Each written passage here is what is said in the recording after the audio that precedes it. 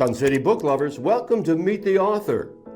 This show is made possible by Sun City Hilton Head Lifestyle Services, giving us a chance to learn more about the books we want to read and the people who create them.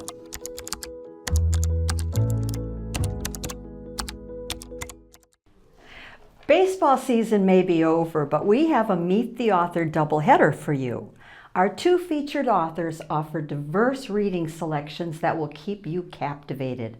Let's meet our first author, Denis Joseph Stemmle, who introduces us to his book, The Cynical Prophet. Denis, welcome to Meet the Author. We are here to discuss your book, The Cynical Prophet. And I always like to ask the authors, what would you tell readers about what to expect as they start turning pages in this book? Well, the book starts with the Don Steiner. He's the main character in the book, and he's 80 years old and is very troubled by wondering if he even has any faith anymore. He's on a pilgrimage.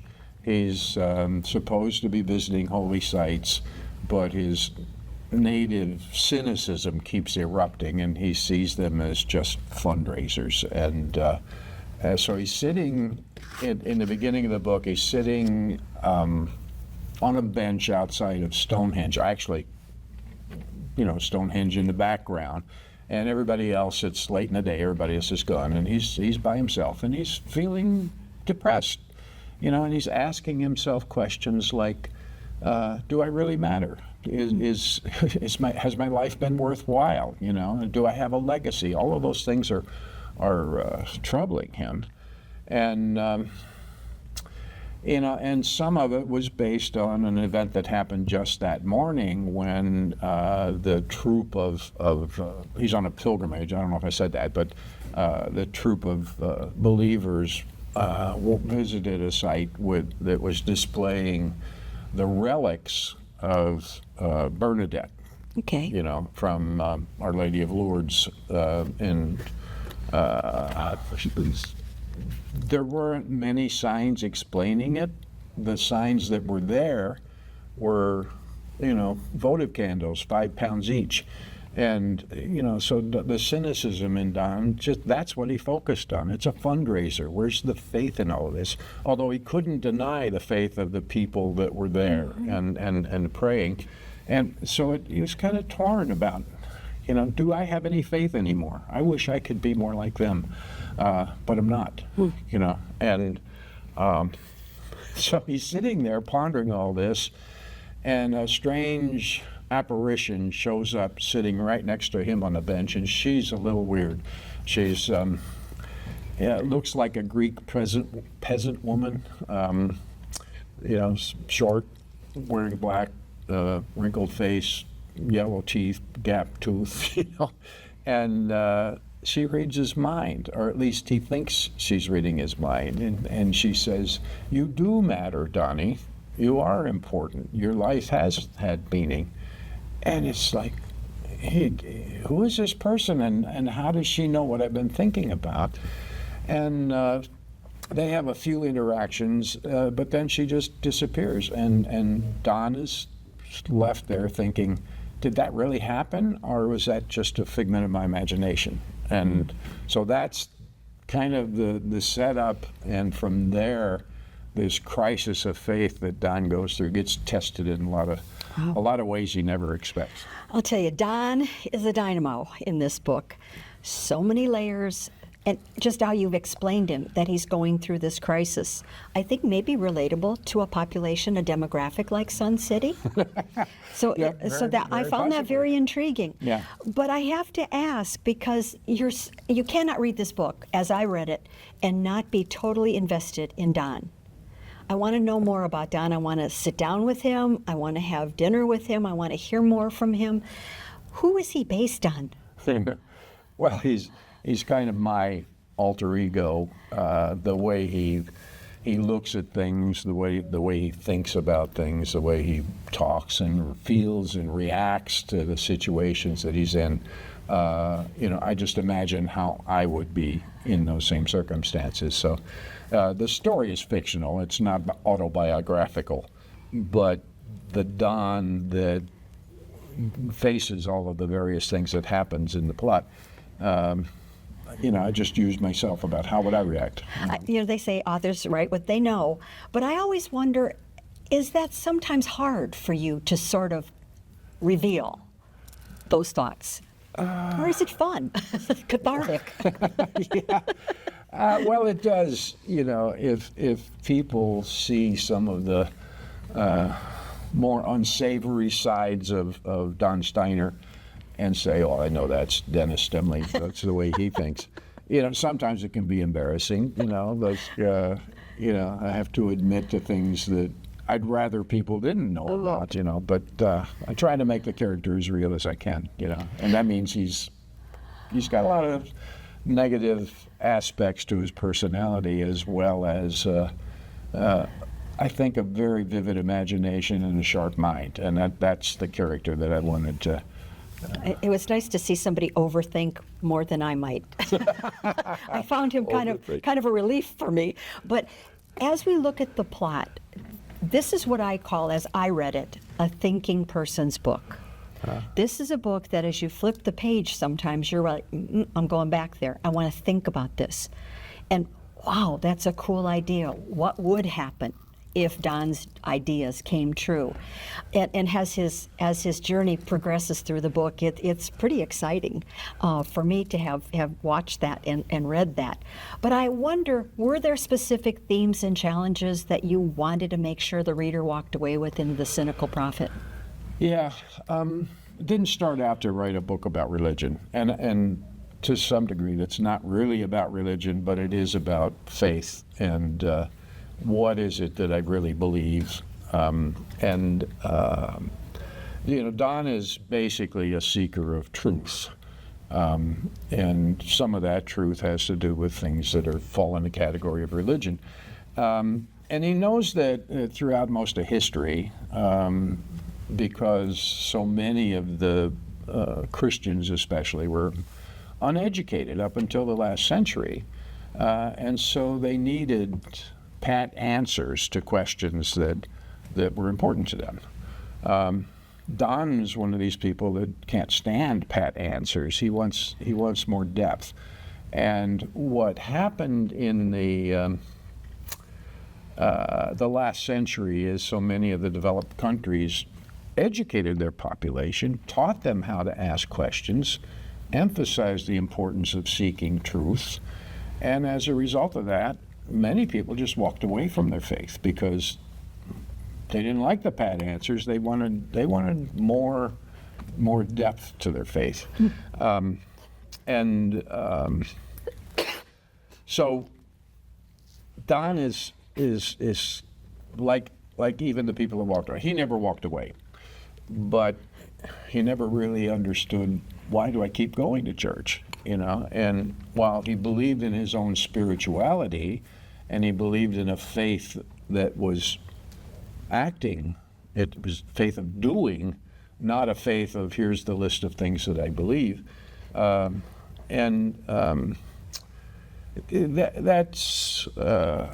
he has a disdain for prefabricated answers, and while he respects the people that need those, like his own parents were faith-filled, simple people that didn't know how to handle shades of gray. They needed black and white. Don was a shades of gray person. So now you have written several books, and it's interesting to me that as any author approaches their writing, with you having so much experience, will you share with our viewers, when you set down to start a new writing project, which is the most part that you eagerly want to get into? Is it your characters, your plot, or your setting? Yeah, it's a good question. I don't write a story unless I think it's really intriguing for me. And I don't start out by planning out every chapter and what happens when. I do start out with character, that I want characters that are a little bit out of the mainstream that aren't really stereotypes. Interestingly, in this story, Don Steiner gets inundated with apparitions. It's not just that first scene, but that the little Greek lady comes back to him several times, along with many other characters. And I tried to make every one of those apparitions strange. And you had a little fun with them, I have to say, at least the one. I won't give away anything in the book. You have to read it. You're talking about Seamus.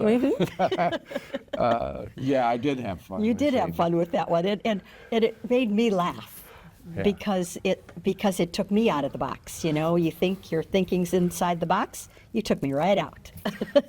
Well, I can elaborate a little bit on that because Don inundates all the apparitions with questions he's never been able to get answers to, like, is there a hell?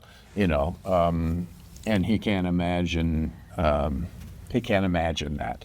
And so the first apparition, the little Greek lady, says, "I'm going to send you somebody that will answer the questions." And the guy shows up while Don's sitting at home on his back porch, and he looks like Opie from Mayberry, a little older Opie, but it turns out he claims to be Don's guardian angel. Well, Don's very clear, I don't believe in angels, And so we have this interaction, and Seamus was his name. Seamus just came back from 6 months of therapy for depression. And he does answer some of Don's questions, not in the way Don expects, but he's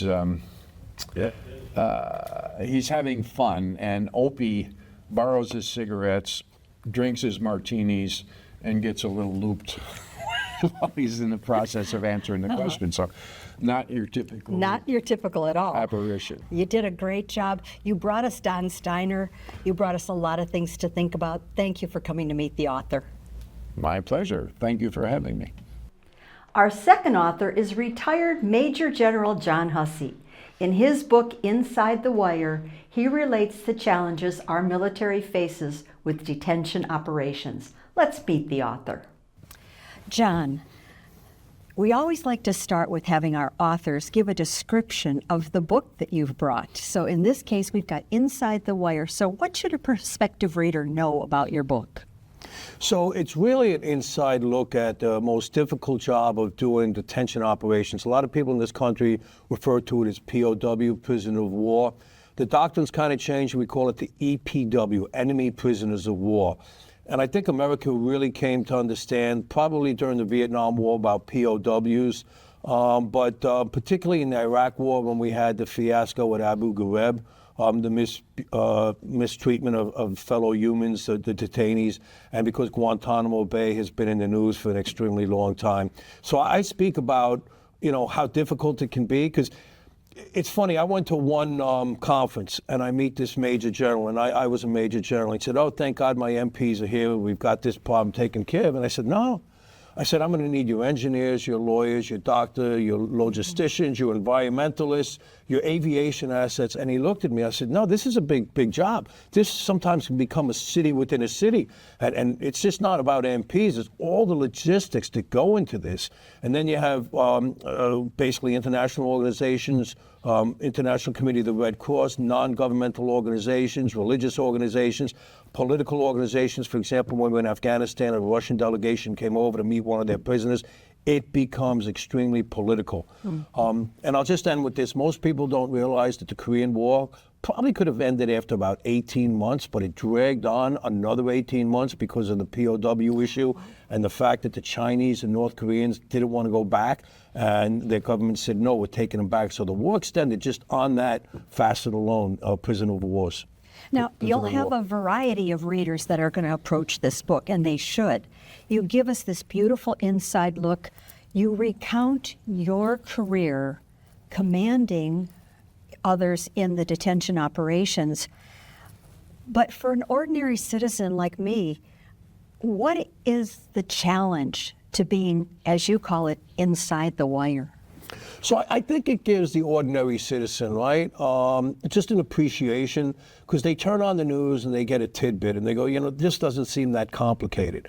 But it really does. We like to say in the military, the enemy gets a vote. And what we saw in Korea, for example, and you and I were just discussing it off camera, and we're going to talk about it a little bit later. I go into detail in the book. The North Koreans basically put infiltrators into the camp to disrupt operations.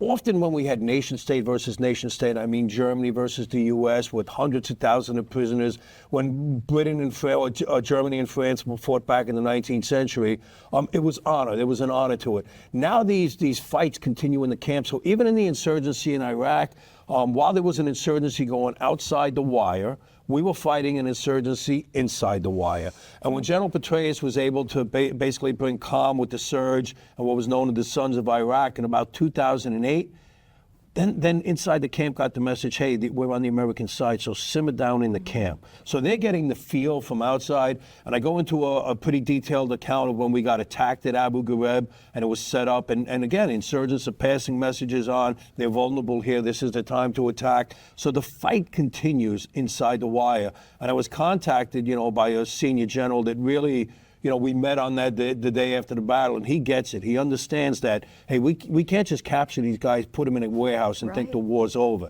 We've got to really pay attention to this aspect. Well, it was interesting because, your focus is really on your two commands, one at Abu Ghraib and then, of course, Guantanamo. And those both had checkered histories before you ever walked in. And the thread that you continue through the book is the high standards that you were setting for those under your command. Because you mentioned that part of the problem with both of those that I've just mentioned was somehow leadership hadn't paid attention. Well, yeah, it's a lack of discipline. And when we go back to Korea, and it's interesting, Korean War lasted 3 years. There was 15 commanders at what was known as Kojido Island, where the prison camp was. It became known as the Graveyard of Empires. And one of the last gentlemen to come in there was General Harder, if I'm pronouncing his name correctly. And he was just a disciplinarian, took charge, went back to basics. And that's what you have to do. I liken this when I'm speaking to young soldiers. You find any, like, for example, football organization, and they're having difficulty winning. You bring back a guy like Lou Holtz, Vince Lombardi, Bill Parcells, they're getting back to basics. And that's it. Standards and discipline, tackling and blocking, and stop all this fancy and ego thing. And then they're going to bring the organization back. So that's what it really calls for. Now, right? These high standards didn't always make you popular, and you admit that in the book. Oh, absolutely. But you had this interesting strategy of looking at that. And your perspective was, as you called it, a 70-30 ratio of approval. How did that work? Well, if I was running for office, 70-30 would be really good, especially in today's bipolar or political society we're having today. So, yeah, let me explain that. So I often say, today I get Christmas cards from the soldiers that like me, and in the basement of many soldiers is still my picture on a dartboard. But I can live with that because you know why? They're alive and home throwing darts at my picture. So, and that's what it's all about.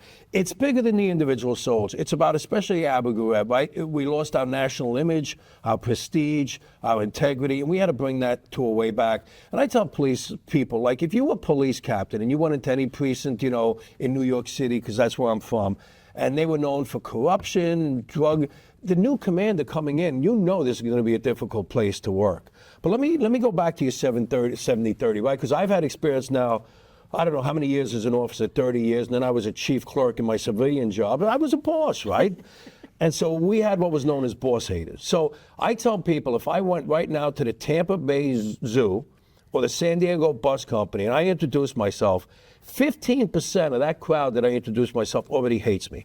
They think I got the job because I had a nepotism, because I'm a white male, because, I'm a political. They haven't even met me yet, and they're already bad-mouthing me. So how do you win them over, right? You're never going to, right? And so if you want, and I go into detail here about leadership versus likership, listen, I used to watch Cheers. Everybody wants to be Norm when they ain't Norm, right? But that's not the way reality is, right? You're going to have some people that are going to undermine organizations for whatever purpose. They're bitter, they didn't get a job, they don't feel they're getting enough money. And in today's society, because I speak to a lot of people that hold positions like mine, Everything's about, he doesn't like me because I have, and I'm making this up, purple hair, or, I have 4 toes. And no, it's not that you're not performing, but everyone wants to turn it into a racial or an ethnical thing, or there's certain things like that. And it's just not true. We're here at the senior levels to try to make the organization work, stick with the mission statement. And the best way out of that, and I discuss it in detail as the book, is one standard. So I went into detail here. A lot of times in the military we've read about, especially, recently, where minority soldiers don't feel that, they get the same, treatment under UCMJ. And here it was real simple, one standard. And so my command sergeant major used to literally take a knife and cut the rank off your blouse and send you out. So if an African American was sitting there and said, I just heard about my friend that got punished, now here comes this young Caucasian or Hispanic soldier, and hey, he's been punished the same way, right? And I never dealt with that. And I know I mentioned it in the book by Detective Morales, obviously a Latino from New York. He said, sir, I got to say one thing. You were tough, but you were fair. And that was a great compliment Look, to me. that's a terrific compliment. Yeah. That's for sure. Because that's all people want is fairness. While you talk about being tough, I thought it was very important that you mention and write about the efforts that you made to understand your population, your detainees. Why was that so important? So that's a great point. And prior to coming here tonight, I was just up in up in Boston and down in Florida speaking. And up in Boston, it was the civil affairs, which go in and they interact with the population. But you have to understand the history, right? And so I was just in Northern Ireland, for example. And if you don't understand the history and what they believe to be the social injustices, the oppression, you're not going to know where to start. So, for example, right, the big split in Iraq was Shia and Sunni, different forms of Islam, usually by the bloodline. And for a long time, the Sunnis controlled under Saddam Iraq, but yet they were only 33% of the population, where the Shia were 66% with an affiliation towards Iran. And that goes back to why we didn't remove Saddam in the Desert Storm. But just to understand the 5 pillars of Islam. So I used to say to Americans, because we don't understand about quote-unquote radical Islam, why they get so vehement about if somebody attacks Muhammad or Allah or the Quran. I said, liken it to this. You're in a bar and you walk in with your mother for Sunday brunch and your wife, and somebody absolutely disgraces them with a great deal of profanity. You as a person feel you have to defend their honor. Even if you know that could bring great bodily harm to you, you feel you have to. That's the way they feel. Now, we don't have to accept that, but we have to understand it. So I would respect it. So I spoke about the pillars of Islam, and I remember one detainee saying to me, hey, sir, Colonel Hussey, could you do me a favor? I said, sure, what is it? He said, could you repeat this phrase for me? And he said something to the effect of, there is one God, Muhammad, and Allah is his prophet. And I said, I would, but you're not going to convert me today. And he looked in shock. He goes, you read the book? I go, I read the book, my friend. But they respected that. It's like going to a foreign country and then trying to make an effort to speak their language. And I'll leave you with this thought. So you have a police precinct in New York that has a great deal of what's known as Hasidic Jews. And on the other side of the precinct is a lot of immigrants from Haiti. If you take the time to understand the population, know the cultural differences, it's going to make your job and the officer's job easier. If you want to go back and be a Neanderthal from 1847 and say, no, they're going to do it my way, you're just going to have a difficult day. And at the end of the day, particularly in law enforcement and a job like this, you want to go home with all your fingers and your toes, and you want to make the job easy for your people. And if that means, understanding what Ramadan is and having a little sensitivity, it's not being woke, it's not giving in, it's using common sense approach to try to keep the temperature down in a very volatile situation. Now, this book doesn't seem like it would have enough pages in it for all the detail that you've left with us as readers. It's fascinating. How much time, and I have to even ask this, the emotional investment did you make when you completed this book? Well, it's interesting. I knew I wanted to do the book because, don't look at John Hussey as unique, but think of if I was a detective assigned to the Son of Sam case, right? I just have a very unique experience. A lot of people don't realize this, but most detention operations assets are in the Army Reserve. So I've done Desert Storm, Abu Ghraib, Afghanistan, and Guantanamo Bay. I'm probably one of the more experienced officers doing this, helping to write the doctrine. I help consult with the International Committee of the Red Cross, so it's just my experience that does it. So I often say to people, I had one of two choices. I could either try to sell the book and pass it on and do it my way, or find a therapist here down in Bluffton and lay on the couch and pay him. So this was actually therapeutic for me, and people thought I had like this magnitude of copious notes, and I didn't. It was mostly by memory, and certain things I did leave out, right, that the public didn't need to know. Nothing that I'm embarrassed about, but just not need to know. And yeah, I could have went on, and then I reached out to other friends to look at it. Did I get it right? Because you want to be accurate. And I try to give credit where credit was due. And then, of course, we had some bad, and I kind of left their names out because I'm not trying to drag anyone through the mud, but I am looking to share those experiences for other leaders that may be faced with the same dilemmas. What's one thought you hope every one of your readers leaves with? Well, I have a couple, but one big one now is, particularly in this war, what's called the global war on terror, is we've had so many young men and women do multiple tours in Iraq and Afghanistan. And one day there's going to be a nice memorial for them, okay? And to me, deservedly so. But the people that really deserve the accolades, in my opinion, are the spouses and the family members that stayed behind and supported this for 3 tours, 4 tours. And then when some of their loved ones came back with visible wounds, i.e. maybe lost a leg or an arm, but the invisible wounds, because we've seen that on 60 Minutes. I saw an episode with dad came back an alcoholic and sat in the dark. So I really want the audience to appreciate what these families went through for 20 years. And I'd never be, you talk about a magnificent career. I had great mentorship, and I just spoke about that in my 2 trips, and that's why I went, because it was people that mentored me that asked me to come speak. But I spoke about the family members and the fact that, yeah, the mentorship that I received, and that's what I'm trying to do here too, is because I'm in the old General's nursing home right now, and I realize that. But there's young men and women that are going to be in these positions. So this is a book for them that if they get called upon, can pick up the book and say, hey, what did Hussey learn here? And again, I told you before we went on air, a lot of people contributed to the last chapter, the 50 tidbits to get you by when you have to set up one of these camps quickly. I thought that was, again, very generous of you to make sure that you're leaving a legacy that people can follow and hopefully not get into those problems that they did. I have to ask you, how was your experience with Peter Jennings? Oh, let me tell you. Journalist. Let me tell you, and I talk about this. There's a certain amount of animosity, I'd say, between law enforcement and the media. And the same with the military. And I had that bias. Peter Jennings could not have been more of a gentleman. He came in, and all you want, just like I said before, is a fair shot. He gave us a fair shot. He treated the young men and women, they wanted to see him. He spoke to us, and he wasn't being egotistic about kings and queens and presidents he met. And the last thing I said to him, because myself and my command sergeant major were of Irish heritage from New York, we said, Mr. Jennings, when you get back, and you have a beer for us on St. Patrick's Day, and he promised. So was there anybody else besides Peter Jennings? Yeah, there was Andrew Stack from Fox News. And again, I found him fair and balanced, to steal the mantra. And I've stayed in contact with Andrew Stack. Just all people want is fair. And then I had a very negative view with a New York newspaper who was very critical of my standards, right? And I remember him calling, is it true that a soldier lost a weapon and you held him like account? I said, yeah. I said, would you do me a favor? I said, call the New York City Police Department and find out what happens if they lose a weapon. It's 10 days pay. You can't just lose a weapon. But the media can't have it both ways. You can't be critical of the way Abu Ghraib was run in 2003, then a new commander comes in and runs it tight, and you want to be critical of that. You can't have your cake and eat it too, right? And so I found that unfair. Well, I will leave you with hoping that Sun City TV has treated you as fairly as Peter Jennings and the good media that you've encountered You've already. been most fair, if I could shake your hand. Thank you for this opportunity. Thank you. This was great.